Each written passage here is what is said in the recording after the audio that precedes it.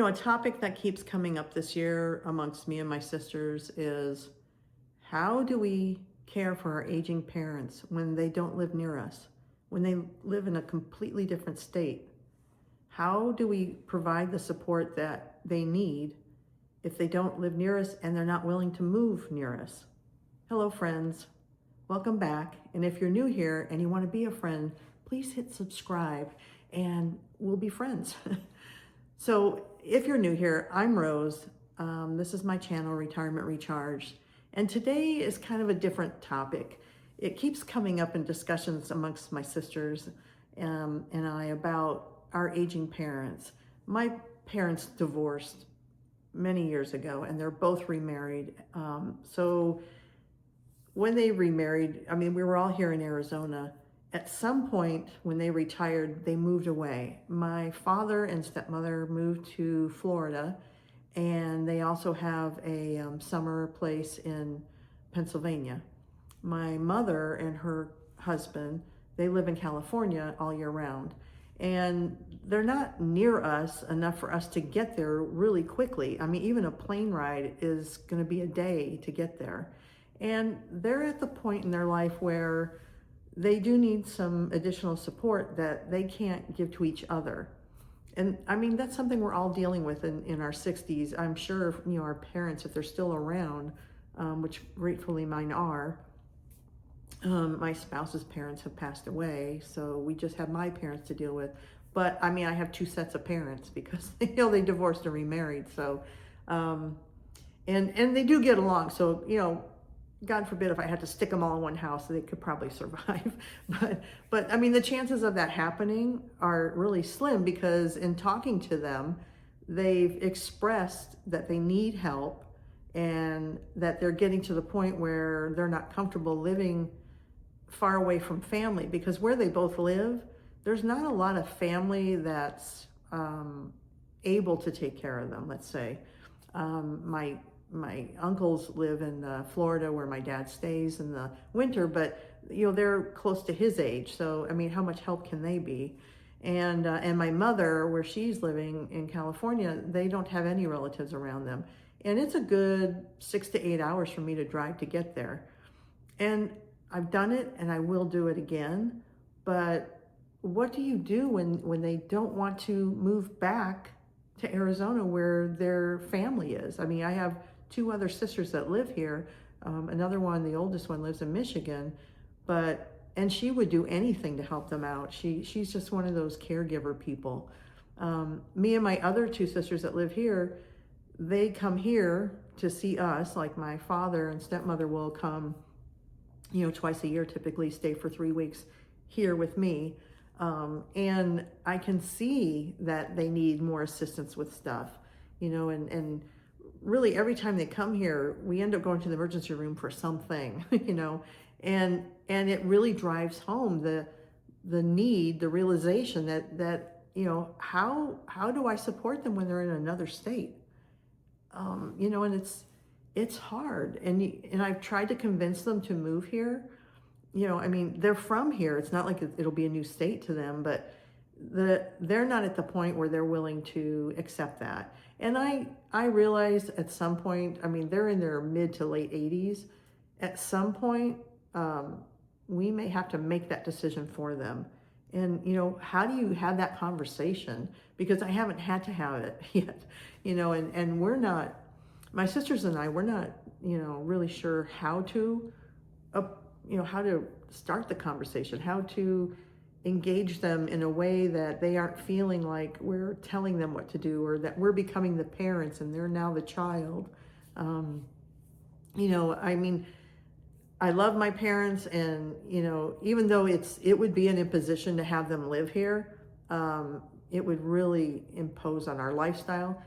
We're both willing to do that. That's what you do for your parents when you love your parents and they have a need and you can care for them. And hopefully we would be there to provide this care until we needed to make other arrangements. And when we get to that point where they need to get assisted living care, let's say, I would like it to be somewhere where I can get there within an hour if they need me. And God willing that won't happen. But I mean, obviously we're all aging. We're going to get to the point somewhere where we need some more assistance as we get older, as time goes on. And I mean, I've watched videos out there. There's a gentleman I follow, and he records himself and his mother, and I believe she's in her early 90s and sharp as a whip, living on her own on his property, but alone. And the comfort that brings him, I'm sure, to have her so close that if she needed him, he's there. Split second, he's there. I would love nothing more than that. But you have this worrying that goes on inside you because they're not here. And, I don't know why, but I always hear about it later. Like my dad, they live on the water in Florida, and he tripped getting off his boat onto the deck and fell and injured his shoulder. And he actually thought he dislocated his shoulder, and went to the hospital and found out that it wasn't. But I didn't hear about that until like a week or 2 weeks later. I don't get that call unless it's dire. Like when he actually lived in California first when he was right before he retired, and had a heart attack. And that we heard about, and we all dropped what we were doing. We were all working at the time, but we dropped what we were doing and we got there to take care of him, to make sure he was okay. And that was, God, I want to say at least 15, 20 years ago.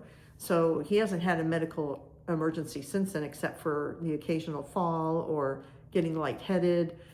They've called an ambulance to come pick them up, and I don't hear about it for 2 days, and I mean, that worries you so much, and they're at the age where they keep falling. I can't remember the last time I fell, and I know that's probably coming. That's something that comes with age, but it's worrisome. It really is. And their bones are more frail, so a little fall could end up causing a lot of damage. And if you're not there and it happens in another state, it's not like you can easily bring them back. So that means you're going to have to go to where they are, and you're going to have to stay there and help them, recover before you come home to your life. And again, is that an imposition? Yes, but is it something you're going to do? Absolutely.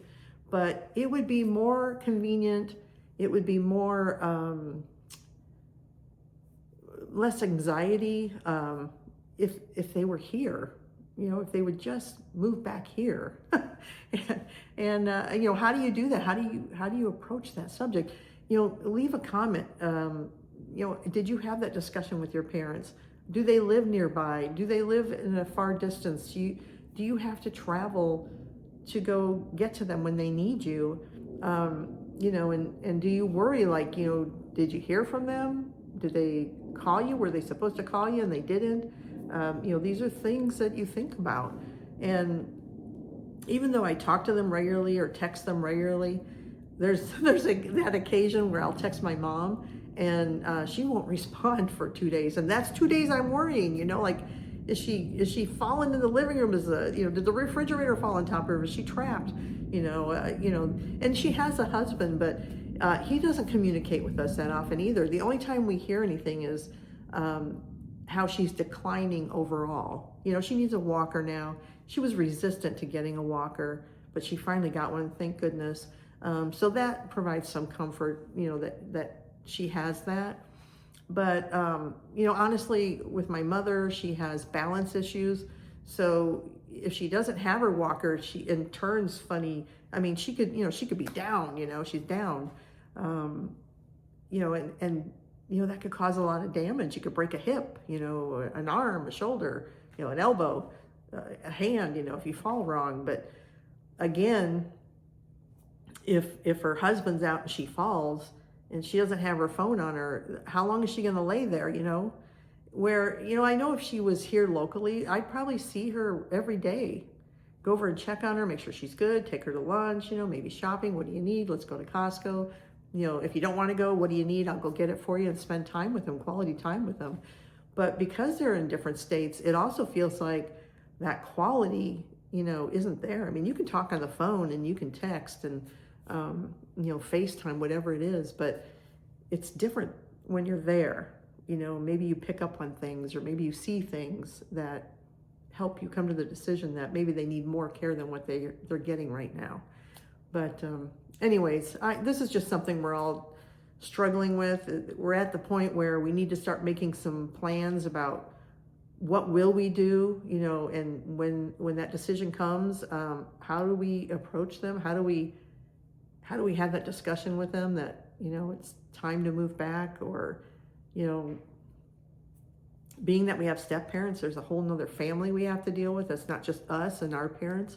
My stepmother's family may feel like, no, that's not the right move.